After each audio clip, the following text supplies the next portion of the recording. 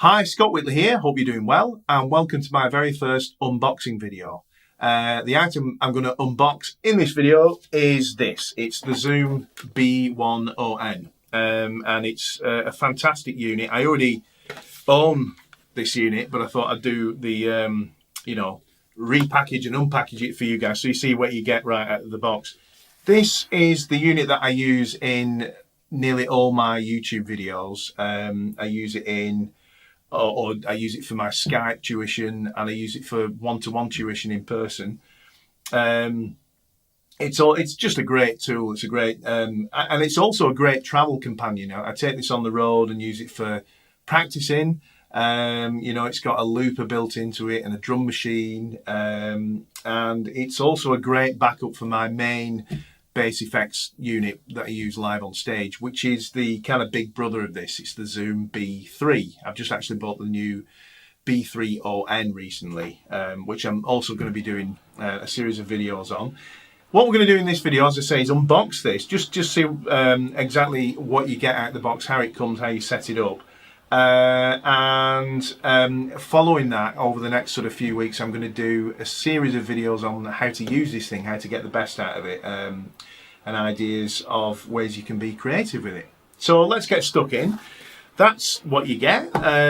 It's kind of cool because it does come with batteries. The batteries are already in it because, as I say, I do use this unit already. So let's just open it up. It's not going to be the most amazing unboxing you've ever seen. There's hardly anything in the box, to be fair. Instruction manual and stuff, safety precautions, stuff like that there. Come to that in a minute, or maybe never. Just a bit of packaging. Here's the actual unit itself. Let's just discard the box. The batteries, actually, to be fair, just sit in that little section there, which is really cool, that you actually get batteries with it. Before I yak on, let's have a look at the actual units, just in a bag, and that is it. That's it.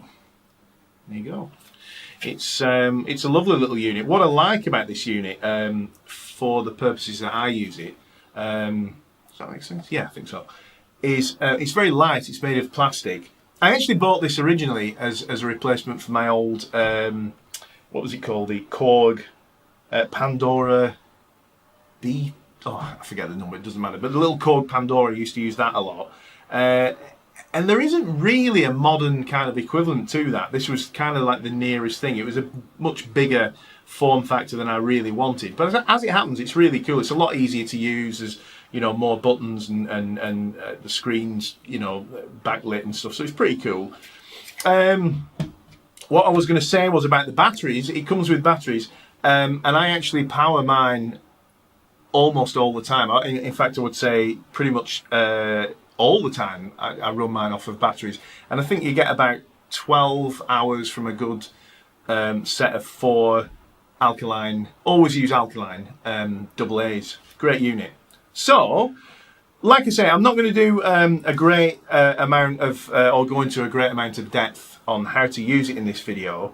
I will just say a few quick things about using effects units like this, where I think a lot of people go wrong, is that the kind of presets that come loaded on a multi-effects unit like this are, for me anyway, for the most part, just a bit of a novelty and are almost useless. Now, apologies for the guys at Zoom that maybe went into a lot of time, or went to a lot of time and trouble to produce these patches. But for me, the way I use a multi-effects unit is to create, and if you've never used one, I might be talking speak that you don't understand at all. So patches, things like that, bear with me. I will address that in, like I say, the future series of lessons using this.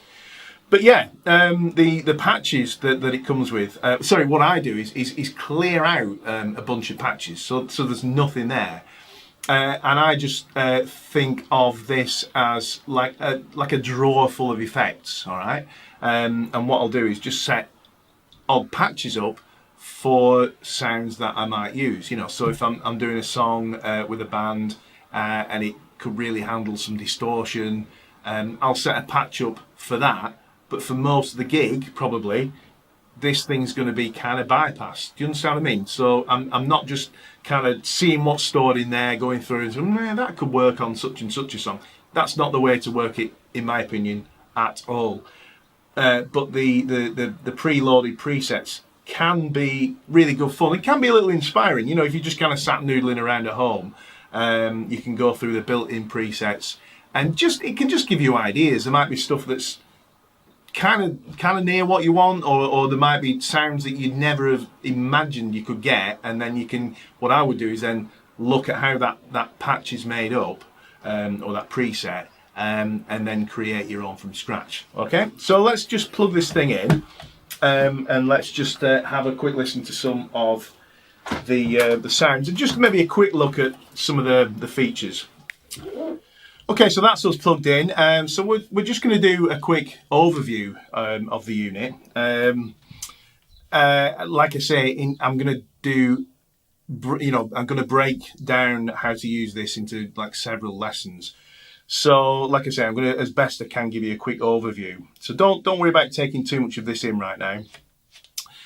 When you switch the unit on, you've got on the main screen here a big number, A0, and that's like preset or patch A0, and you can program whatever you like, whatever bunch of effects you want, combination of effects you like into that, and then you basically press this button to go up to the next preset and this one to go down below. All right, so A1, 2, 3, 4 and so on until you reach B0, and what's happening there, each letter is a bank. So A is a bank, B is a bank, and in there are like 10 presets. Okay, so that's dead simple.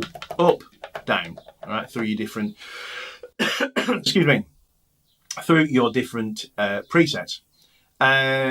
These buttons here, home is a great button. If you kind of like get into stuff and you get lost, you can press the home button and it takes you right back to the home there. So you're back to this business again, so you can just start playing. All right.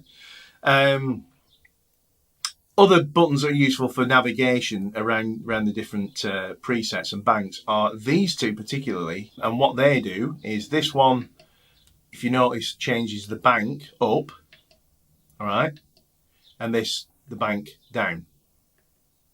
Okay, so that's kind of really handy if you want to jump from A0 to like C5 or something. You can jump very quickly with this to C, and then it's not so far to go to C5. Otherwise, you'd have to scroll all the way through. I'm not sure. Let me see if I press and hold. Yeah, it does kind of zoom through them. Zoom, see what I did there? But it's a less controlled way of doing it. So there we go. Back to A, and then back to 0. Okay?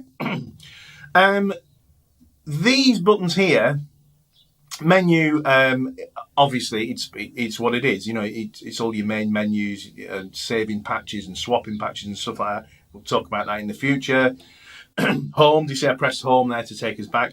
Enter kind of goes deeper into stuff. So if you kind of in a particular section, you press enter, it keeps going deeper into it so you can alter different parameters. Okay, again, all I need to do to get out of all that is just press home, and there we go. We'll look at the rhythm stroke looper button in a minute. There's a great tuner feature on here, and if you press both buttons together, right, you're in tuner mode, which is ace. Now, out of the box, let me get it back to how it would be. Out of the box, you get this, right? So if I've got my bass up and I want to tune it, if I press both those together, right, I'm in tuner mode, which is great. But what it's done is just bypass the effects and still let the sound of the bass come through. Now that might be what you want for at home, But if you end up using this on stage or similar, I find, but obviously better to have the tuner mute. Okay, so and when you're in tuner mode, you can go into the menu. Again, we'll go through all these in more detail later on. But you can go into menu, and then you use these to navigate around the menus. I'm going to go across where it says output, and I could have pressed enter there as well to get into that. And it highlights the word bypass, and then I just turn the knob for the other setting, which is mute, and that's it. It will remember that. I can press home now, right? And next time I go into the tuner, it will completely mute the output while I'm tuning, which is dead handy. Okay, so home. Actually, when I'm in tuner mode, let me give you that again. You can just press either of those buttons, and it won't actually, that one press won't knock you up one preset or down a preset. It'll just take you out of tuner mode. Okay. Just a quick bit again before we go into rhythm and looper. Just a quick note on the output here. The output is ace because if you plug a mono jack plug-in in there, you know, like a normal guitar cable, and run that to a guitar amp, that'll work just fine. It'll recognise that it's a mono lead, and it'll just give you a mono output. But what you can do is you can plug a pair of headphones straight into there in stereo, and you'll get beautiful in your headphones stereo choruses and reverbs. Just sounds ace. And also you can run a stereo to to two jacks or two phonos or whatever, and you can plug that into a PA or a mixer, whatever you like. In other words, it will double up as a stereo or a mono output depending on what you plug into it. So that's cool. It's also got a mini stereo jack here somewhere. There we go, input. So again, as a practice tool, it's great because you can plug your phone into there using a mini jack to mini jack, or an MP3 player or something like that, your laptop output. And again, just plug your headphones into there, and you can like silent practice along to songs you're trying to learn and stuff like that. Excuse me. So let me just give you a quick overview. Now, what I've got going on today is I'm only using I'm just using the camera mic today and I'm playing through this little amp, right? And the sound quality of this unit is incredible when you DI it, when you record it direct out of there. And like I say, most of my tuition videos that I do, that's what you're listening to. Okay.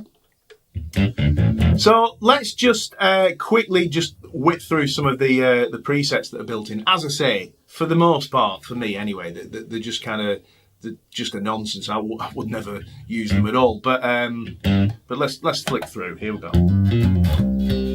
That's called slap. So I'm guessing.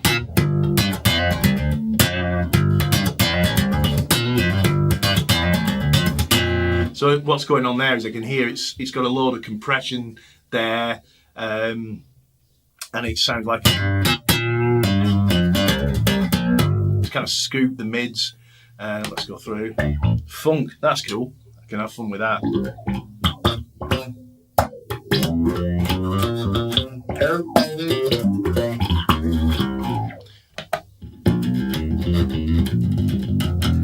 Record fat CL. Now in here there is a list, I imagine, of all these presets and a description of them. Rough, that's cool.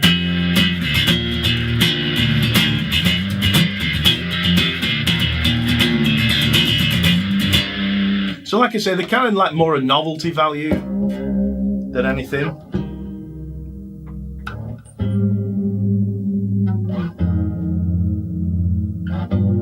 So much compression on that, it's insane.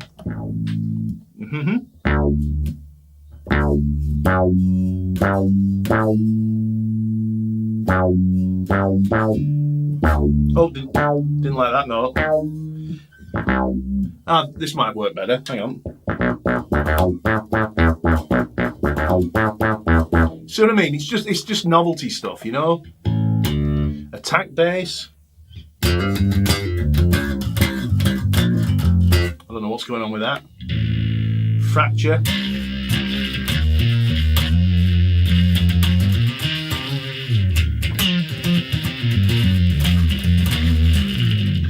I'll just give you a couple more. So this is like this is called fretless.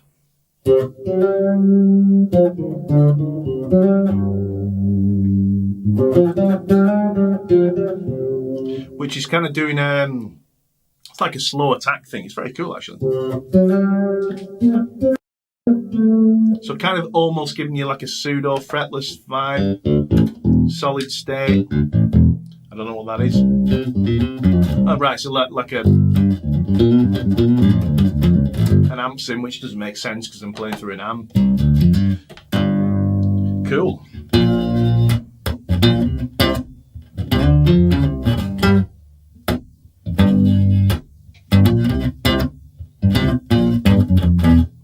All right, so you get the idea that, you know, they're kind of like fun, and particularly if you've never used effects, they're kind of going to give you a bit of a feel for what different effects do. And if there's something you like, again, we'll talk about how to do this in future lessons. You can go in and you can see what's making that effect up. You know, for example, that one there is pitch and an amp. All right, so straight away, you know, I would only be using the pitch. I don't want the amp sim for my purposes because I'm playing through an amp already.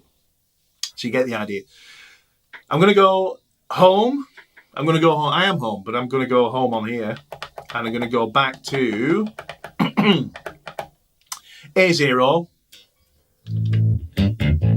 I don't know why, but I know why, because I've just reloaded this with all the factory presets, and A0 was one that I'd set to have nothing in. So I'm just gonna see if there's something that's a little bit more. See, this is the thing, for just my basic sound, I can't find one that works. I need to empty one. So these are all great fun.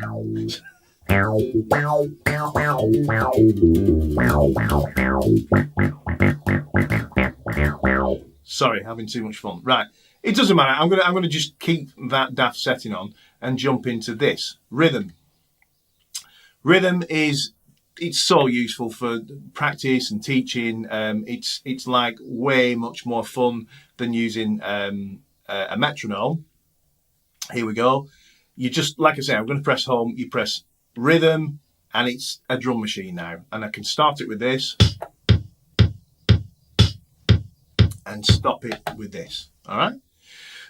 Over here, if I press, can you see there's a little arrow there, and if I turn this knob, all right, it highlights 3 different things: pattern, the speed, BPM, and the level. Okay, so if I go over pattern and press enter, then I can change the pattern. And if I put it into play by just hitting this button, it says play there, by the way. All right, and turn the knob,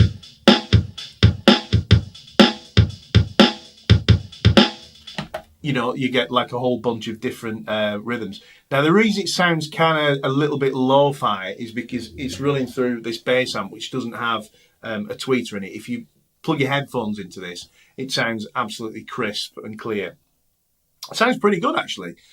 So you'll hear that in again in the next lesson. All right. So just really quickly, you can stick that into a pattern you like. You can scroll through till your heart's content till you find something you like. And then if I press the right key here, it highlights the next thing along, which is BPM. So if I press play, I can do it out of play as well. It changes the BPM.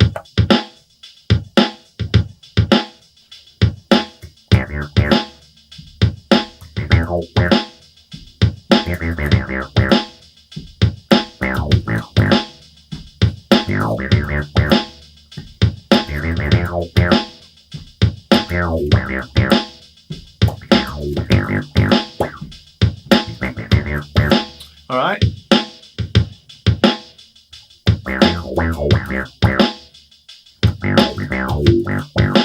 and then just stop it with that button. It's great. So simple.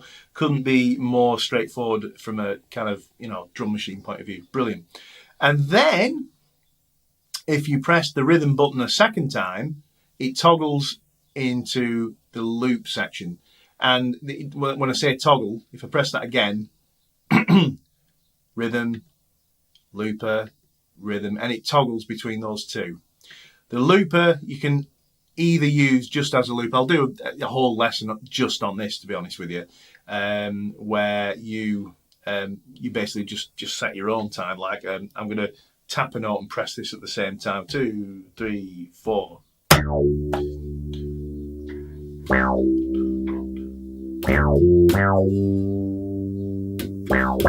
2, 3, 4. And now it's going to play that in a loop. And then I can overdub.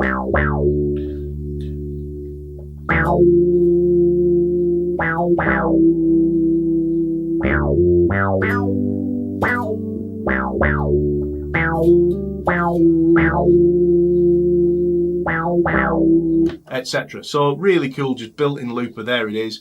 And you can tie that in with the drum machine as well. Again, don't worry, lessons coming on this whole thing, but just really quickly, actually, I'm just going to clear what I put into that looper by pressing and holding this. It does tell you that here, hold clear. All right, back into the drum machine. Remember that just toggles between the two. While it's playing, I can toggle back into the looper and use it as accompaniment. 1, 2, 3, 4.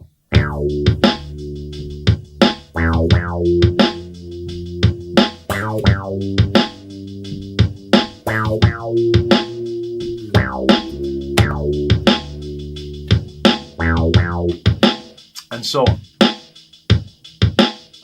So there you go. It's a really cool unit, and as I say, I use it for in that way with the drum machine. I use it for practicing.